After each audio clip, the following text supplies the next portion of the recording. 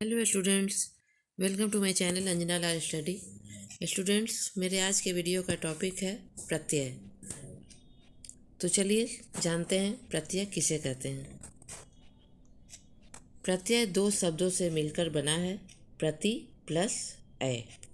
प्रति का अर्थ होता है साथ में पर बाद में, जबकि अय का अर्थ होता है चलने वाला।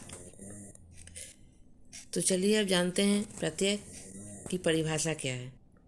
वे शब्दांश जो किसी शब्द के अंत में जुड़कर या नया शब्द बनाते हैं वे प्रत्यय कहलाते हैं। जैसे आई, इक, इत, आवट, अन, आ, ता, आव इत्यादि।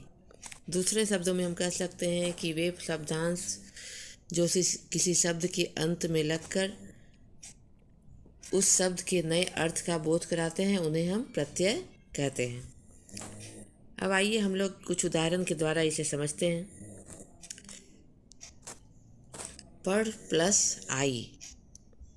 पढ़ धातु रूप है, धातु यानी क्रिया है।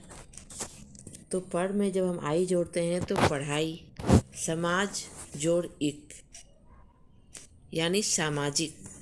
आधार जोड़ इत आधारित। लिख जोड़ आवट लिखावट। मन जोड़ अन मनन। अब हम जानते हैं प्रत्यय कितने प्रकार के होते हैं। प्रत्यय मुख्यतः दो प्रकार के होते हैं। पहला होता है कृत प्रत्यय और दूसरा तद्धित प्रत्यय।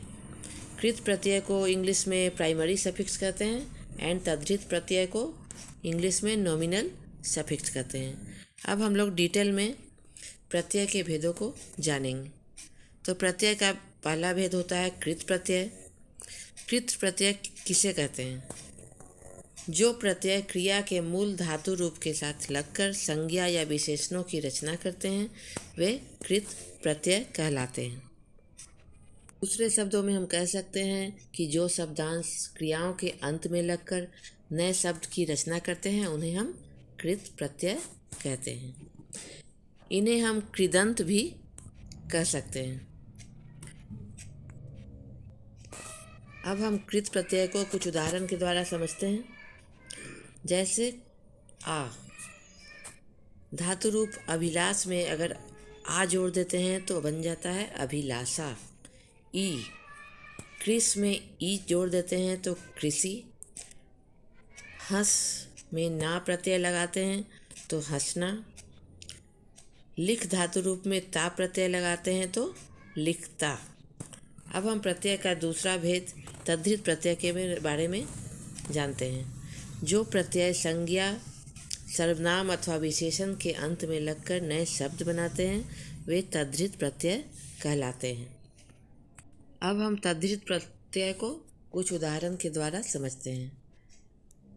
धातु रूप भूख, उसमें हम आ प्रत्यय लगाते हैं तो भूखा बनता है। बुरा में आई लगाएंगे तो बुराई। मीठा प्लस आस मिठास। कड़वा प्लस आहट कड़वाहट।